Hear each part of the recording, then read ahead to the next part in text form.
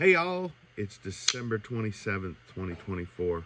Let's look back on what happened today in music history.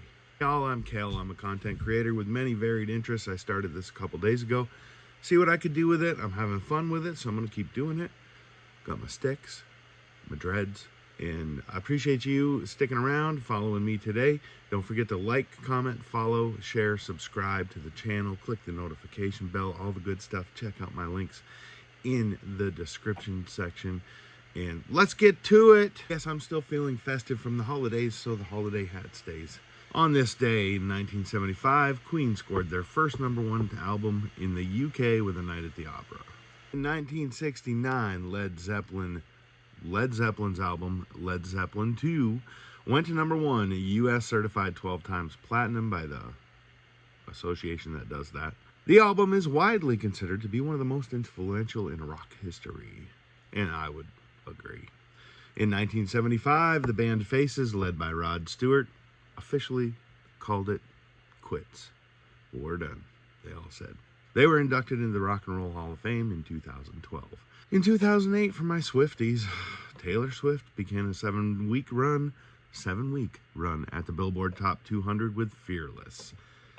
The album included top 10 singles, including Love Story, You Belong With Me, and Fearless. In 1980, John Lennon and Yoko Ono's Double Fantasy began an 8-week run at the top of the US chart. It was the final studio album done by John Lennon during his lifetime. Born today, we've got some birthdays. 1941, Mike Pinder from the Moody Blues.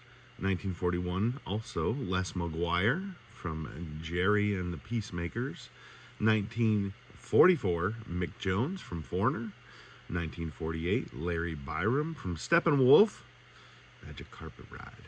1952, David Knopfler from the Dire Straits, not Mark, David. In 1988, Hayley Williams from Paramore. Not too long ago in 2021, Adele was enjoying the #1 spot on the US chart with her 4th studio album, 30. Its lead single, Easy on Me, topped the charts in 27 territories, while 30 was the world's top-selling album of 2021, selling more than 5.5 million copies in less than 2 months of its release. In 2008, a couple thieves broke into Greg Allman's house from the Allman Brothers Band, singer and keyboardist, and they stole a coin collection, knives, some unreleased content recordings, and a couple dudes were charged with that a couple days later.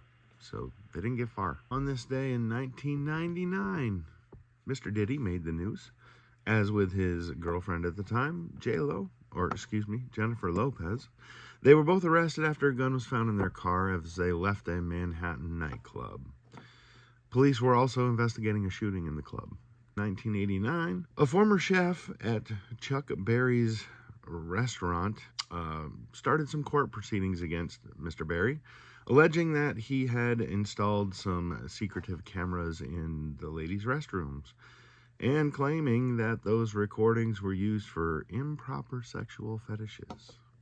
In 1975, on this day, the Staple Singers went to #1 in the US singles chart for the 2nd time. They went this time with Let's Do It Again. On this day in 1969, Diana Ross and the Supremes, they hit #1 on the US singles chart with Someday We'll Be Together. That was their 12th at US #1. In 1967, the Doors appeared on Jonathan Winter's TV show from LA, California. Some other notable birthdays today. Scotty Moore, a guitarist with Elvis Presley for years and years, was born in 1931. Mike Pinder, the keyboardist with the Moody Blues. Mike Huron, the incredible string band UK folk group, was born today in 1942. In 1948, Martin Birch, he was a music producer and sound engineer from Britain. In 1950, American drummer Terry Bozzio worked with Frank Zappa, Jeff Beck, and Duran Duran, among some other notables. Sixpence None the Richer had a birthday boy, Matt Slocum, from 1972. Guys, are you or your loved one an aspiring musician or a professional musician who's just looking for gear, maybe the latest and greatest stuff, everything from mixers to electronics to cables to cymbals to drums to everything you can imagine. You might want to visit Amazon, but do it with the link down below, please. It supports me and my channel. It is an affiliate link, and I do get a small commission from it. It doesn't cost you any extra, and you can find all the gear you need, helping you and me out. So click that link below and get yourself some new gear. An American hip-hop and R&B singer, Spectacular Blue Smith, was born in 1984. A singer, songwriter, and guitarist, Chris Bell from America, was killed in a car accident today in 1978. Hoagy Carmichael died at age 82. He was an American composer, pianist, actor, singer, and band leader. Hoagy Carmichael was the composer for Georgia on My Mind. A singer, songwriter, and guitarist who worked with the likes of George Harrison, John Lennon, Janis Joplin, the Everly Brothers, Eric Clapton, and a few other notables. Delaney Bramlett passed away after complications with gallbladder surgery in 2008. An Australian band lost their lead singer. The Easy Beats lost their singer, Stevie Wright. He died at 68 in 2015. It's notable that the band was considered the greatest Australian pop band in the 1960s. Bob Marley's grandson, which was a Jamaican reggae artist, Joe Mersa Marley, died today in Miami-Dade County, Florida at the age of 31 in 2022. In 2022 also, a British rock and roll singer by the name of Casey Jones, aka Brian Cassar, died at 86. They were well known in Liverpool in the early 60s. Very notable mention, Jackie Wilson, who did not die on this day. However, he had the #1 Christmas hit with Repeat.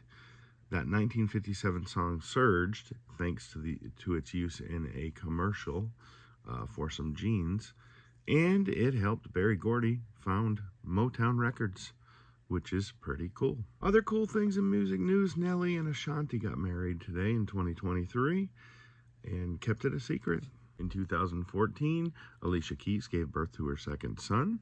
In 2013, Britney Spears debuted her Las Vegas show, which was Britney, A Piece of Me, which ran for a few years at Planet Hollywood. Hank Garland, who was a guitarist and performed with Johnny Cash and Patsy Cline, succumbed to a staph infection at the age of 74. Dick St. John fell from his roof at his home in 2003. He was from a pop duo in the 60s, Dick and Dee Dee, and he passed away at the age of 63 in 2003. On this day in 1932, Radio City Music Hall opened its doors for the first time. In 1939, The Glenn Miller Show debuted on CBS Radio. In 1964, the Supremes appeared on Ed Sullivan for the first time. The Broadway musical Hello, Dolly closed after 2,840 some odd performances in 1970. In 1971, Sonny and Cher made their appearance airing on CBS for their show that ran for 4.5 years. In 1992, Harry Connick Jr. was arrested at an airport for having a pistol in his carry-on. In 1998, Busta Rhymes, aka Trevor Smith, was pulled over after changing lanes without signaling a few times and was charged and arrested with criminal possession after police found a fully loaded, unregistered pistol in his car. After 5 years of not recording, John Lennon chose Just Like Starting Over, and it was chosen by him on the October 20 release of his album. He didn't choose it because he thought it was the best track. He thought it was the most appropriate following his 5-year absence. This was 3 weeks after his murder. Just Like Starting Over is #1 in the US and the UK simultaneously. The lead singer of Bob Cuban and the In-Men, this is in 1983, Walter Scott, was last seen on this day. He scored a hit in 1966. On April 10th of 1987, which would be 4 years following his disappearance, his badly decomposed body was found floating in a cistern. He had been shot. His wife pleaded guilty to hindering prosecution. She received a 5-year sentence, but served only 18 months due to a plea bargain. Her boyfriend at the time, James H. Williams Jr., was found guilty of 2 counts of capital murder in the deaths of Walter Scott, as well as his previous wife, Sharon Williams. He received 2 life terms in prison without the possibility of parole. Love's a fickle beast. That's pretty much it for rock history trivia today. What happened in the music industry? I'm sure I missed some stuff, but I tried to get everything I could. I appreciate you all being here very much. It means the world to me that you hung out with me, took some time to watch this. I hope it was good. I love you all. Don't forget to like, comment, follow, share, subscribe, click the notification bell. My links in the description below. Doesn't cost you a dime. It helps me out immensely. Support the channel. Love each other. See you next time. Da-na-na-na.